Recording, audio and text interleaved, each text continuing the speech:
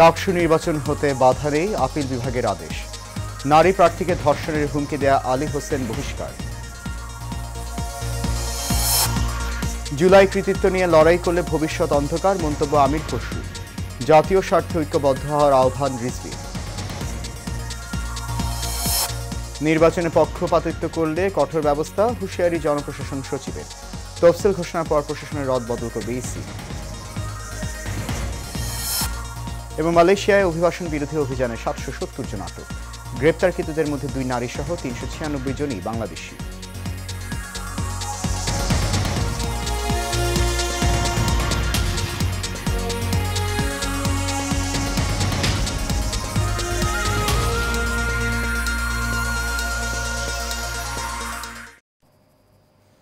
সবাইকে স্বাগত জানাচ্ছি এশিয়ান নিউজে। আপনাদের সাথে আছি আমি সৈয়দ মাহিউজ্জামান মুখর। শুনছিলেন বিআরবি কেবল ইন্ডাস্ট্রিজ লিমিটেড সংবাদ শিরোনাম। যাচ্ছে পুরো খবরে।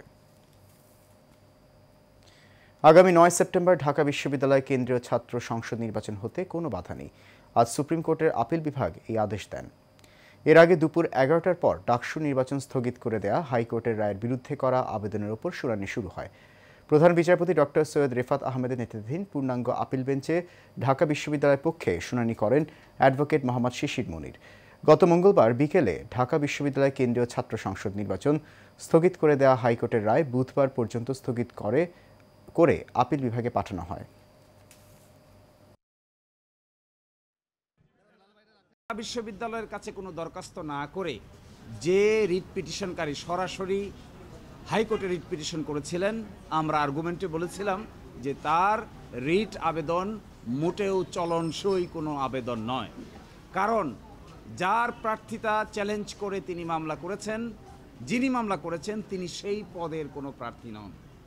সেকেন্ড হলো, ঢাকা বিশ্ববিদ্যালয়ের সামনে কোনো অবজেকশন না দিয়ে, আমাদের ট্রাইব্যুনালের কাছে না এসে, আমাদের প্রেসিডেন্টের কাছে না এসে সরাসরি তিনি হাইকোর্টে এসেছেন। এটি রিট জুরিসডিকশনের চিন্তা অনুযায়ী, জুরিসপ্রুডেন্স অনুযায়ী গ্রহণযোগ্য নয়। সামাজিক যোগাযোগ মাধ্যমে বিশ্ববিদ্যালয়ের একজন ছাত্রীকে কুরুচিপূর্ণ ভাষায় আক্রমণ ও হুমকি দেওয়ার ঘটনায় ঢাকা বিশ্ববিদ্যালয়ের সমাজবিজ্ঞান বিভাগের শিক্ষার্থী আলী হোসেনকে 6 মাসের জন্য বহিষ্কার করা হয়েছে। আজ এই বিষয়ে গঠিত প্রক্টোরিয়াল সত্যানুসন্ধান কমিটির সুপারিশে এই বহিষ্কারের সিদ্ধান্ত নেওয়া হয়েছে। এটি বিশ্ববিদ্যালয় অর্ডারের প্রদত্ত প্রক্টরের এখতিয়ারভুক্ত সর্বোচ্চ শাস্তি। আলী হোসেন শহীদ সার্জেন্ট জহুরুল হক হলের শিক্ষার্থী। একই সঙ্গে আলী হোসেনের বিরুদ্ধে আনিত অভিযোগটি বিশ্ববিদ্যালয়ের যৌন নিপীড়ন বিষয়ক কমিটিতে প্রেরণ করা হয়েছে।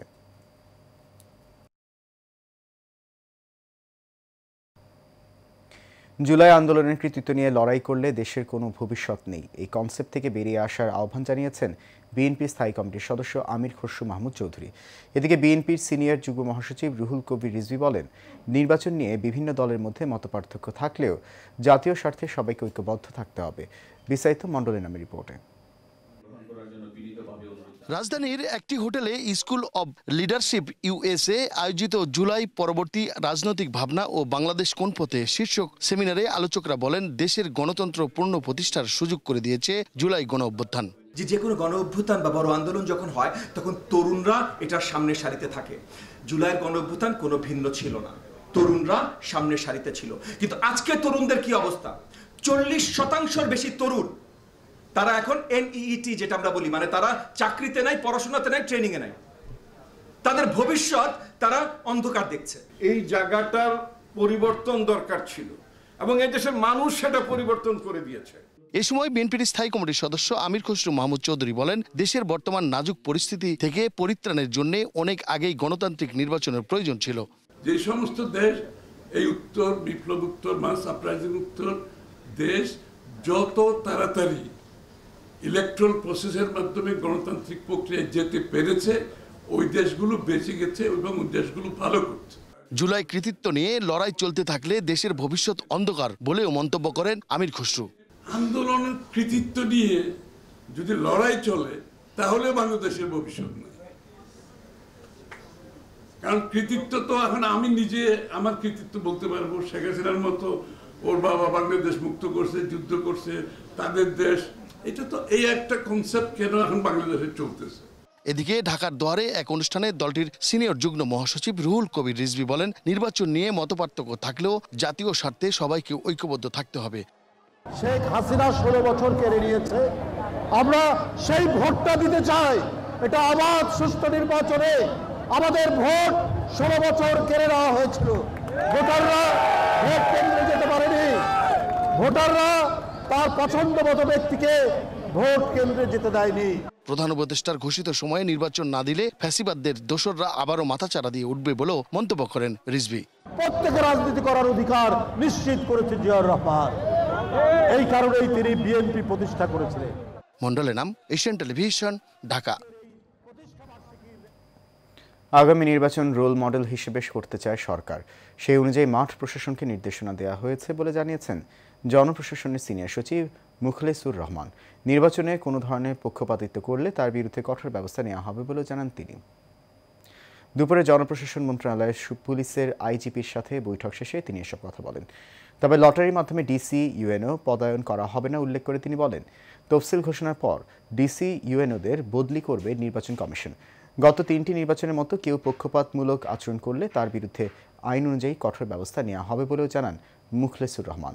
এ সময় আইজিপি বাহারুল আলম জানান, নির্বাচন সামনে রেখে 4000 এএসআই নিয়োগ দেওয়ার অনুমোদন পাওয়া গেছে। আইজিপি সাহেব এসেছেন এবং ওনার একটা ডেলিগেশন এসেছেন আমাদের এখানে। যেহেতু পুলিশ রেগুলেশনের 2-1টা সংশোধনীর মাধ্যমে তাদের নিয়োগ চলছে বড় আকারে, এই নিয়োগটা যাতে এক্সপেডিট হয় এই জন্য আমরা 71 বেশি মিটিংটা করলাম। ওইটা 4000 এএসআই নিয়োগ দেওয়া হবে। এর মধ্যে 50% হবে সরাসরি আর 50% হবে পদোন্নতির মাধ্যমে। তো সেই প্রক্রিয়ায় আমরা জনপ্রশাসন মন্ত্রণালয়ে আজকে এসেছিলাম, ওই বিধিটা যেটা তৈরি হচ্ছে। সাবেক প্রধানমন্ত্রী স্বৈরাচার শেখ হাসিনার স্টেট ডিফেন্স আইনজীবী আমির হোসেন অসুস্থ থাকায় আজ পুলিশের সাবেক মহাপরিদর্শক চৌধুরী আবদুল্লাহ আল মামুনের জেরা হবে না। আগামীকাল তাকে নতুন করে জেরা করা হবে। সকালে এই তথ্য জানান ট্রাইব্যুনালের প্রসিকিউটর গাজী MH তামিম। এদিন সকালে বিচারপতি মোহাম্মদ গোলাম মুর্তজা মজুমদারের নেতৃত্বাধীন আন্তর্জাতিক অপরাধ ট্রাইব্যুনাল 1-এ এই জেরা শুরু হওয়ার কথা ছিল। ট্রাইব্যুনালে হাজির করা হয়েছিল সাবেক আইজিপি চৌধুরী আবদুল্লাহ আল মামুনকে। তবে স্টেট ডিফেন্স আইনজীবীর সময়ের আবেদনের পরিপ্রেক্ষিতে জেরা একদিন পিছিয়ে দেওয়া হয়। এর আগে মঙ্গলবার রাজসাক্ষী হিসেবে ট্রাইব্যুনালে জবানবন্দি দেন চৌধুরী আবদুল্লাহ আল মামুন। বলেন, শেখ হাসিনা ও আসাদুজ্জামান খান কামালের নির্দেশে জুলাই-আগস্টে গণহত্যা হয়। আইজিপি থাকাকালে এমন গণহত্যা সংঘটিত হওয়ায় নিহত আহতের পরিবার, দেশবাসী ও ট্রাইব্যুনালের কাছে ক্ষমা চান তিনি।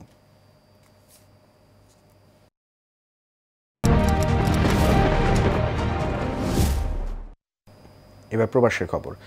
মালয়েশিয়ার রাজধানী কুয়ালালামপুরে বড় ধরনের অভিবাসন বিরোধী অভিযান চালিয়ে মাত্র 2 ঘন্টার মধ্যে 770 জন অনিবন্ধিত বিদেশিকে গ্রেপ্তার করেছে দেশটির ইমিগ্রেশন বিভাগ। মঙ্গলবার সন্ধ্যা থেকে বুধবার ভোর পর্যন্ত পরিচালিত এই অভিযানে পুত্রজায়া থেকে আসা ইমিগ্রেশন বিভাগের 106 জন কর্মকর্তা অংশ নেন।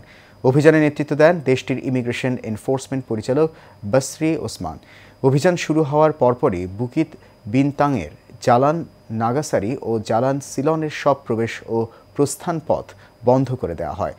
বসরি ওসমান জানিয়েছেন, অভিযানে 394 জন বাংলাদেশি পুরুষ ও 2 নারীকে আটক করা হয়েছে।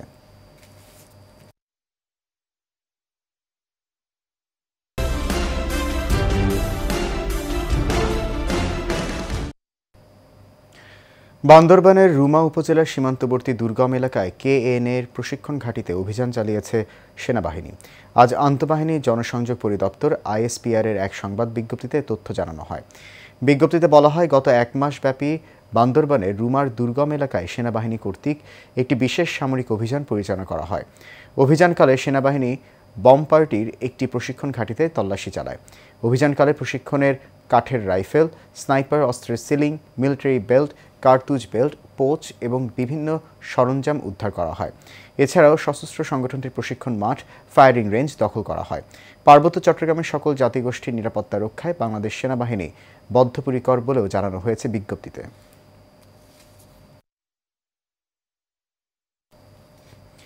ঢাকার ধামরাইয়ে বিভিন্ন জায়গায় অভিযান চালিয়ে 16 জনকে গ্রেফতার করেছে পুলিশ। গ্রেফতারকৃত সবাইকে আদালতে প্রেরণ করা হয়েছে। জানা গেছে, আইনশৃঙ্খলা উন্নয়নের জন্য থানা পুলিশ দিনে ও রাতে নিয়মিত টহল অব্যাহত রেখেছে। এর ধারাবাহিকতায় আদালত কর্তৃক গ্রেফতারি পরোয়ানাকৃত 9 জন, যুবলীগের 2 জন, মাদক কারবারি 4 জন এবং ডাকাতির চেষ্টার ঘটনায় একজনকে গ্রেফতার করেছে পুলিশ।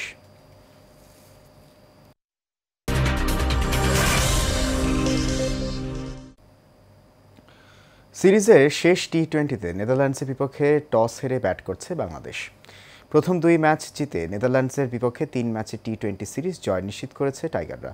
মান বাঁচাতে তাই এই ম্যাচে জয়ের বিকল্প নেই সফরকারীদের। এ ম্যাচে 5 পরিবর্তন নিয়ে মাঠে নেমেছে বাংলাদেশ। একাদশে ফিরেছেন নুরুল, শরীফুল, রিশাদ, শামীম ও সাইফুদ্দিন। বিশ্রামে রাখা হয়েছে তানজিদ, মেহেদি, তাসকিন, মুস্তাফিজ ও ইমনকে।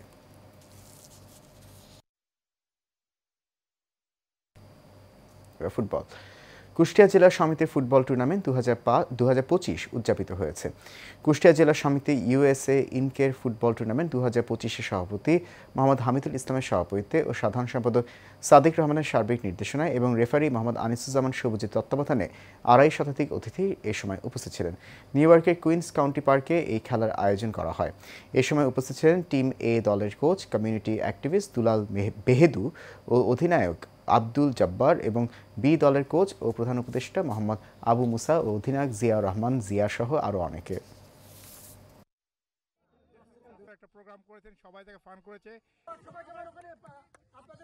জেলার সমিতির সুযোগ্য সাধারণ সম্পাদক, অসংখ্য ধন্যবাদ। ভবিষ্যতে শেষ করবো এশিয়ান নিউজ। তার আগে বিআরবি কেবল ইন্ডাস্ট্রিজ লিমিটেড সংবাদ শিরোনামগুলো জানিয়ে দিচ্ছে আরও একবার।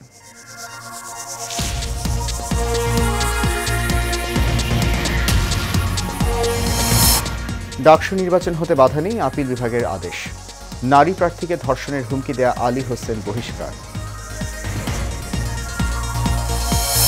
জুলাই কৃতিত্ব নিয়ে লড়াই করলে ভবিষ্যৎ অন্ধকার, মন্তব্য আমির খসরু। জাতীয় স্বার্থে ঐক্যবদ্ধ হওয়ার আহ্বান রিজভীর।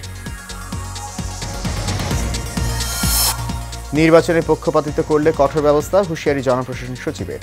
তফসিল ঘোষণার পর প্রশাসনের রদবদল করবে ইসি। এবং মালয়েশিয়ায় অভিবাসন বিরোধী অভিযানে 770 জন আটক, গ্রেফতারকৃতদের মধ্যে 2 নারী সহ 396 জনই বাংলাদেশি।